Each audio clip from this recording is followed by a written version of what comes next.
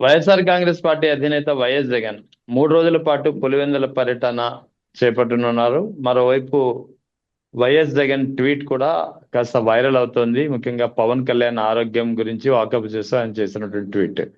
ఎందుకు వైరల్ అవుతుంది అంటే, గతంలో ఇదే పవన్ కళ్యాణ్ ఇదే వైఎస్ జగన్ కు గాయమైనప్పుడు చేసినటువంటి వ్యాఖ్యల వీడియో కూడా దుమారం రేపుతోంది. సో పవన్ కళ్యాణ్ వైఎస్ జగన్ కు గాయమైనప్పుడు ఎలా స్పందించారు, ఇప్పుడు పవన్ కళ్యాణ్ ఆరోగ్యం బాగాలేనప్పుడు వైఎస్ జగన్ ఎలా స్పందించారు, ఇదే ఇప్పుడు ఒక చర్చనీయాంశమైనటువంటి టాపిక్ గా హల్చల్ చేస్తుంది. ఈ వివరాలపై మనతో మాట్లాడేందుకు జాయిన్ అవుతున్నారు గురజాల వైఎస్ఆర్ కాంగ్రెస్ పార్టీ పరిశీలకులు, వైఎస్ఆర్ కాంగ్రెస్ పార్టీ సెక్రటరీ శివారెడ్డి గారు ఉన్నారు. నమస్తే సార్, బాగున్నారా? నమస్తే సార్, బాగున్నాను. మీరు బాగున్నారా రెహమాన్ గారు? Yeah fine sir. ఎలా చూడాలి? వైఎస్ జగన్ ట్వీట్ చేశారు, ముఖ్యంగా పవన్ కళ్యాణ్ త్వరగా కోలుకోవాలి, ఆరోగ్యంగా బయటకు వచ్చి త్వరగా మళ్ళీ కార్యకలాపాల్లో పాల్గొనాలంటూ ఆయన చేసినటువంటి ట్వీట్. గతంలో ఇదే పవన్ కళ్యాణ్ వైఎస్ జగన్ కు నుదుటికి గాయమైనప్పుడు రాయి తగిలి, ఆయన రాయి తగిలిందో లేదా ఎవరైనా తగిలించారో లేదా ఆయనే తగిలించుకున్నారో ఎవరికి తెలుసు, ఇప్పుడు నేను వెళ్ళి పరామర్శించాలా, కోలుకోమని చెప్పి ట్వీట్ చేయాలా అని చెప్పి చాలా వ్యంగ్యంగా మాట్లాడిన పరిస్థితి. సో ఇది రెండింటి మధ్య డిఫరెన్స్ ని ఎలా చూడాలి? ఇది ఈ జగన్మోహన్ రెడ్డి గారు ఒక 2 రోజుల క్రితం పవన్ కళ్యాణ్ గారు ఒక అధికారిక కార్యక్రమంలో పాల్గొంటూ శ్వాస తీసుకునే దాంట్లో ఇబ్బంది పడుతున్నారని చెప్పి హాస్పిటల్కి వెళ్ళటం, తదనంతరం డాక్టర్లు గారు వారికి శస్త్రచికిత్స చేయటం జరిగిందండి. అది తెలిసిన జగన్మోహన్ రెడ్డి గారు వెంటనే ట్విట్టర్ వేదికగా తొందరగా పవన్ కళ్యాణ్ గారు కోలుకోవాలని, అదేవిధంగా ప్రజా జీవితంలోకి అడుగు పెట్టాలని ఒక ట్వీట్ చేశారు. ఇది రాజకీయాల్లో ఒక మంచి పరిమాణం అండి. ఎందుకంటే మా నాయకుడు గాని మేము గాని రాజకీయ ప్రత్యర్థులుగానే చూస్తాం కానీ ఎవరిని వ్యక్తిగత శత్రువులుగా చూడం. అది మా నాయకుడు మాకు నేర్పిన సంస్కారం. మాకు కూడా ఆ నాయకుడు ఈ దశ దిశ నిర్దేశం ఇలానే చేస్తారు. ప్రతిపక్షాలు మనం రాజకీయ శత్రువులుగానే చూడాలి కానీ వ్యక్తిగత శత్రువులుగా చూడొద్దని గతంలో ఇదే. ఎందుకంటే గత ఎలక్షన్ ప్రచారంలో అక్కడ ఉన్న గుర్తు తెలియని వ్యక్తులు జగన్మోహన్ రెడ్డి గారి మీద రాయి ఇసరటం, అది త్రుటిలో తప్పి నుదుటికి తగిలి ఒక చిన్న గాయం అవటం వల్ల అదెవరో ఈయన కూడా అదే సమయంలో పవన్ కళ్యాణ్ గారు వేరే చోట మీటింగ్ లో ఉండటం, ఆ పక్కన ఉన్న వాళ్ళు ఇట్లా జరిగిందని చెబితే చాలా వ్యంగ్యంగా మనం వెళ్ళి పలకరించాలా లేకపోతే వాళ్ళకి వాళ్ళే దాడి చేస్తున్నారని మాట్లాడారు.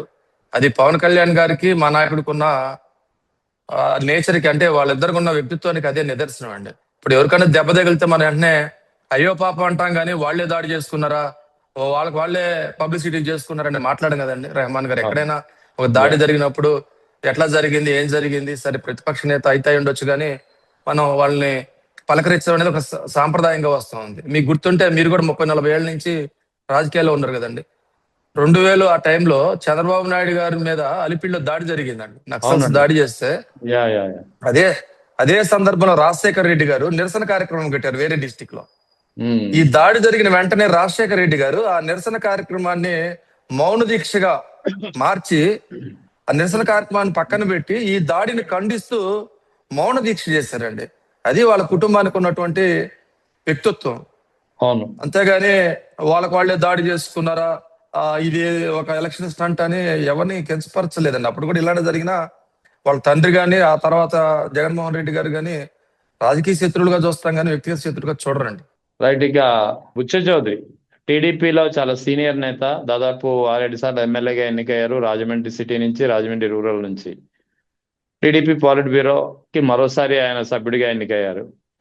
ఈ మధ్యన ఆయన చేసినటువంటి వ్యాఖ్యలు, ముఖ్యంగా అంబటి రాంబాబు వ్యాఖ్యలకు కౌంటర్ గా ఆయన చేసినటువంటి వ్యాఖ్యలు, మేము అధికారంలో ఉన్నాం, మాకు అడ్డం వస్తే ఎవరినైనా సరే నరికేస్తాం, ఇవే ఆయన చేసినటువంటి వ్యాఖ్యలు. ఎక్కడికి పోతున్నారు వీళ్ళంతా అసలు?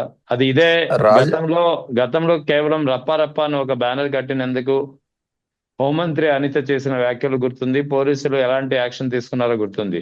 మరి ఒక సాక్షాత్తు ఒక ఎమ్మెల్యే అయ్యండి, సీనియర్ ఎమ్మెల్యే అయ్యండి, పాలిట్ బ్యూరో సభ్యుడు అయ్యండి, మాకు అధికారం ఉంది, అడ్డొస్తే అడ్డంగా నరికేస్తాం, ఇవి ఆయన చేసినటువంటి వ్యాఖ్యలు.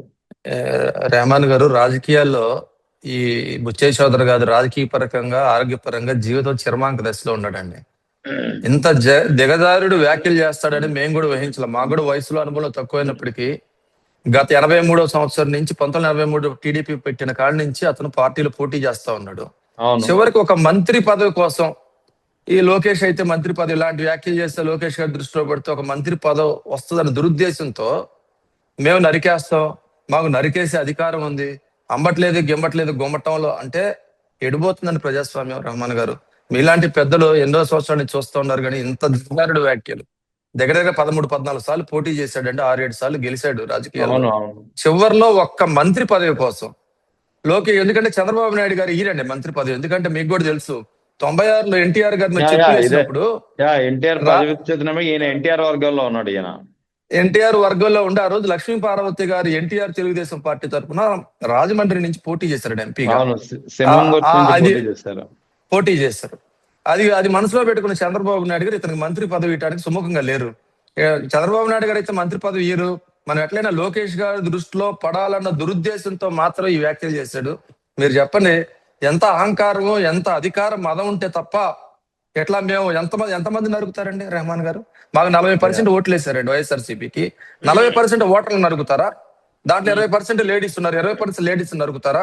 మా పార్టీ తరఫున పోటీ చేసిన ఎమ్మెల్యేలని ఎంపీలని అందరిని నరుకుతారండి? మీరు చెప్పండి. అంటే ఏ విధంగా బెదిరిస్తున్నారు మమ్మల్ని? అసలు ఇది వీళ్ళేమన్నా డాక్టర్ బిఆర్ అంబేద్కర్ గారు రాసిన రాజ్యాంగం ప్రకారం పాలిస్తున్నారా, లేకపోతే ఈ లోకేష్ గారు రాసిన రాజ్యాంగం ప్రకారం ఏమన్నా లోకేష్ రాజ్యాంగం రెడ్ బుక్ రాజ్యాంగం ప్రకారం ఏమైనా పరిపాలన చేయాలనుకున్నారో?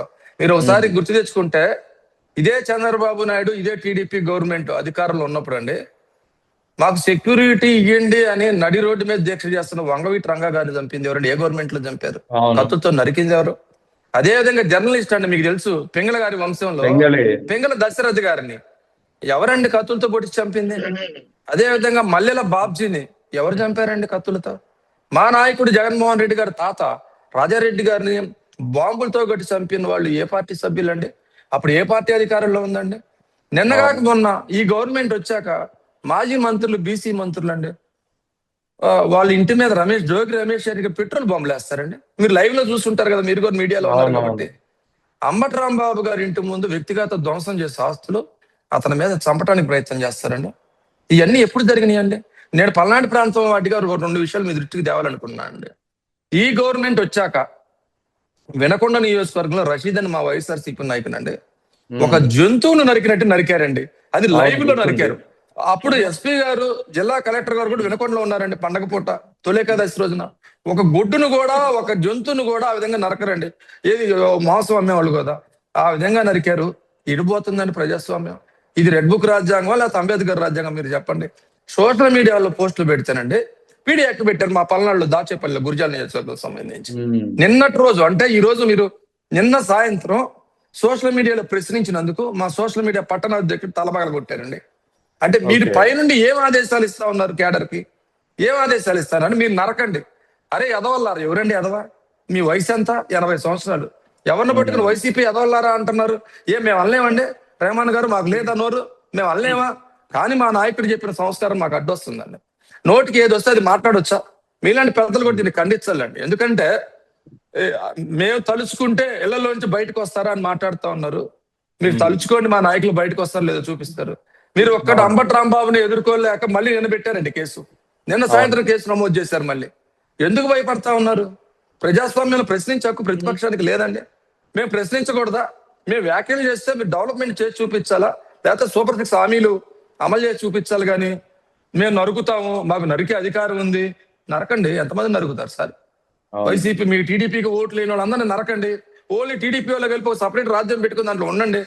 అదేనా మీరు చెప్పేది? మీరు కేడర్కి ఏమి దిశ నిర్దేశం చేస్తున్నారు? మీరు పైన మాట్లాడితే కింద కేడర్ ఆ కోపోద్రిక్తులై ఏమి ఇంకిత జ్ఞానం లేకుండా ఏ భేదం లేకుండా ఎవరి మీద పెడితే వాళ్ళ మీద దాడులు చేస్తా ఉన్నారు.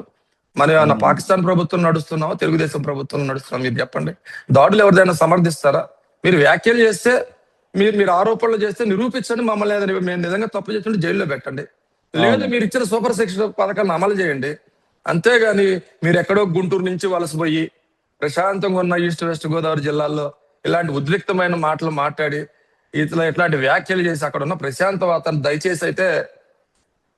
దయచేసి చేయొద్దు. అదేవిధంగా మీలాంటి పెద్దల మేధావులు కూడా ఈ వ్యాఖ్యలు తీవ్రంగా ఖండించాలని. ఎందుకంటే ప్రజాస్వామ్యంలో హింసకు తావులేదు కాబట్టి, ప్రజాస్వామ్యంలో హింసను ఎవరు సపోర్ట్ చేయరు కాబట్టి దయచేసి మీలాంటి పెద్దలు కూడా మా వైపు నుంచి మేము కూడా కంప్లైంట్లు ఇస్తా ఉన్నాం. మా నాయకుడు ఆదేశాల మేరకు తను చేసే వ్యాఖ్యలు పోలీస్ స్టేషన్ లో మీలాంటి మేధావులు కూడా ఖండించాలని కోరుకుంటా ఉన్నాం.